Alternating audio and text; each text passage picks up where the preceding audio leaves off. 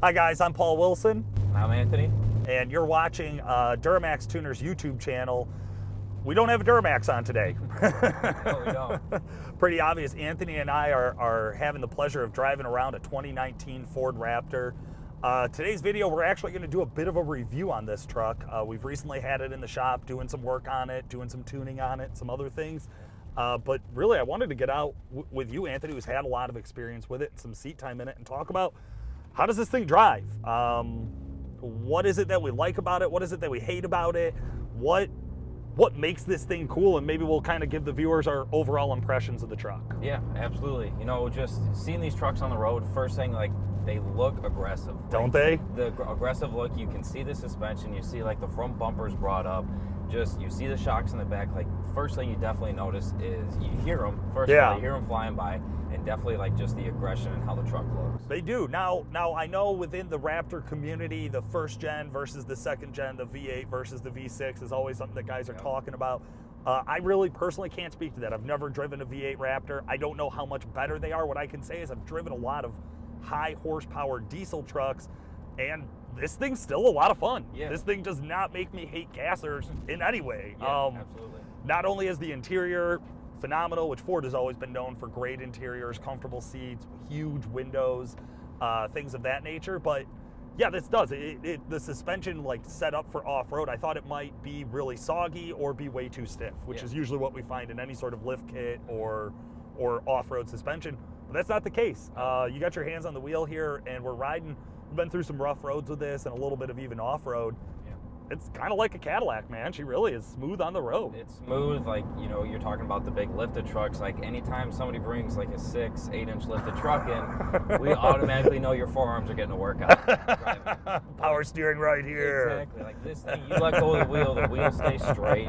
Like, the truck it's sensitive to moving around. Yeah. Like, the suspension, it has different modes, so like these drive fantastic. Absolutely. This one does have some light mods on it. So it's all bolt-on performance at this point with a tune, custom tune from Calibrated Power, home of DuramaxTuner.com, which is why we're driving it. Yep.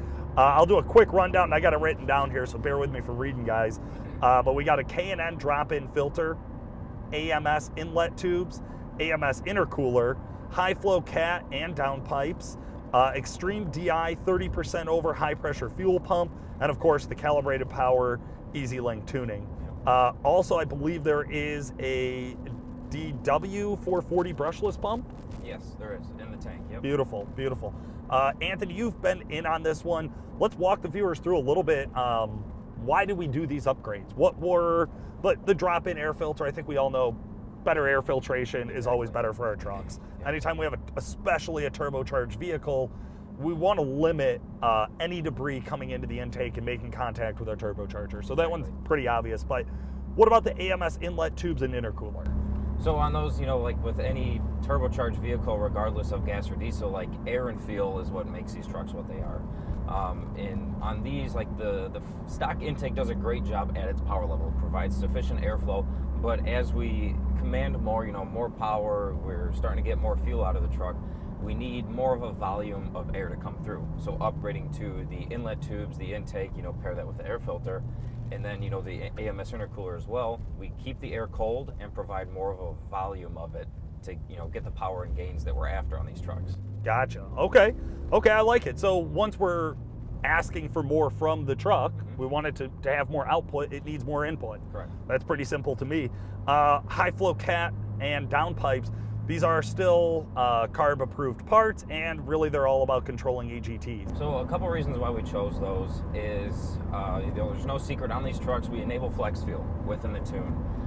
If you want to run E85, or, you know, whether it be a blend of like an E30, top, you know, 93 and some E85 in there, sure, or full E85, you 100% need fuel mods. So the reason why we have the upgraded high pressure pump is to supply that you know, that fuel blend to the motor. Not to mention the stock lift pump or the intake pump starts to run out of juice or what it's able to support, because you get more power out of E85 with the right blends and the right setup on the truck, but you're physically moving more fuel. Right. And the stock components cannot keep up with it. You know, running 93, that's one thing, but, you know, everybody wants to upgrade the truck.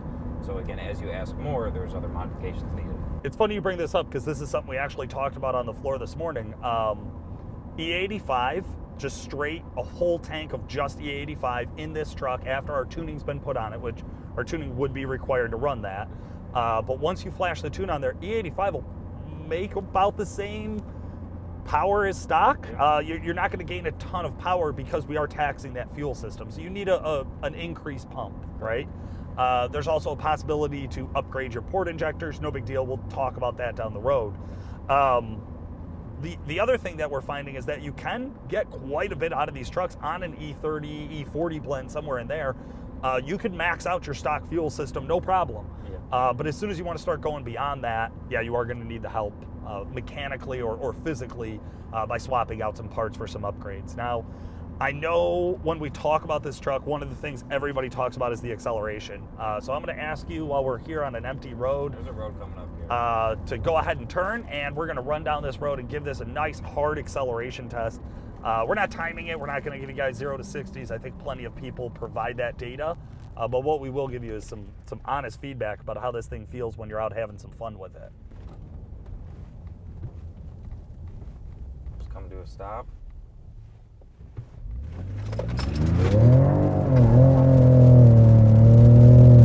Stays in it. Yeah, man. I mean, that was 80. Yeah, like the way Nick has the tuning set up, and again, Nick, Tim, the guys in the R&D department, they spend a lot of time on the dyno, like, because we make the peak number, right? But it's all about drivability, or at least, you know, that's what Calibrated Power is about. Like, can we back up the number that we advertise? And they spend a lot of time driving the truck. Our good friend Chris, who actually owns the truck, he drives back and forth from the suburbs of Chicago out to Woodstock, where we're at, and gives us great feedback. So it's like, yes, we made the peak number, but you know, how does the truck drive? Right, like, do you want to be in this thing every day? Exactly. And that is one where I will say this thing has got it locked down. The shifting from the factory out of the box, it's not terrible. No. We've definitely driven stuff that's much slushier, anything with the Cummins on it. But with this, it still left room for improvement. And I think that's one of the things that really makes this a lot of fun, is it finds that the right gear to be in very quickly. And the shifts are firm. They're a positive shift. You know, I can feel it click a gear. It doesn't feel like a CVT trans by any means. Right. Absolutely. And again, like the tuning, you know, each model year is a little bit different in terms of what tunes you get equipped with. Sure. But on the Raptors, you know, 17, and we're working on the 20s as well, you get 3 tunes. You have a tow, sport, and a race for flex fuel. So within the tuning, the ECM is going to automatically adapt or sense what alcohol percentage is in the truck, and you know, limiters, power output is all going to accommodate accordingly. And then you also have a tow, sport, and a race for running higher blends of E85, like that E50 and up. And again, you know, a lot of time and development was put into those to focus on drivability, you know, output in terms of power, and just keeping the truck happy too. Sure. Yeah. So you can run the flex file, which allows you to run 89 all the way up to E30. So 89 octane, just regular straight gas, all the way up to E30. You can blend it as much or as little as you want. E30, E40, I think we could squeeze out of that. Blend it as much as you want, and you'll be fine. The truck will automatically sense it and run it. I would give guys a warning that if you've been running E40 and all of a sudden you fill up a whole tank of just gas, so you run it down to empty and then you run just a tank of just like low grade gas, give it some time to adjust. You know, it's going to take a little bit of time to learn and to adjust properly and adjust those timing tables to balance things out properly. Correct. And that's what we want to get out of it. What about the lowlights? What don't you like about this truck? It's pretty hard to find something. Like, I'm being blunt, like I've been a Chevy guy my whole life. Like, sure. I had an LB7, I have an LOI now. The 17 L5P that we had, like, I love the trucks, but like, I don't know, man. Is there anything you don't like about it? Yeah, I'll tell you this. It's a Raptor. For my style, it's just gaudy enough for me to love. But I would understand why somebody who was more understated was like, I don't want the ridiculous grill, and I don't want the ridiculous suspension showing, and these things don't matter to me. I'm going to go with a more understated F-150 of like a Lariat or whatever the top brand or trim level is for those. I would understand that decision. For me, I like how gaudy it is. It is over the top. It does look a little ridiculous. It does seem like somebody let their 16-year-old son in the room when they were designing it. They designed the right? truck. Like, I dig that, though. Other than that, yeah, man, no, the acceleration's on point. I don't think they're great at towing. I think they can tow. I think you totally, if you're towing reasonable or moderate loads under your gross vehicle weight, you'd be fine. I think you'd be happy with it. But you're not going to put a fucking gooseneck on something like this, right? No. So like practical purpose of the truck, as long as you're realizing it's an F-150, it's not a 3/4 ton. For me, I think the last thing that I really want to do is I want to give this thing the beans, man. Let's cross this stop sign up here and let's hammer on this thing and have some fun. You got it. All right, here it is, Anthony. Let's see what it's got.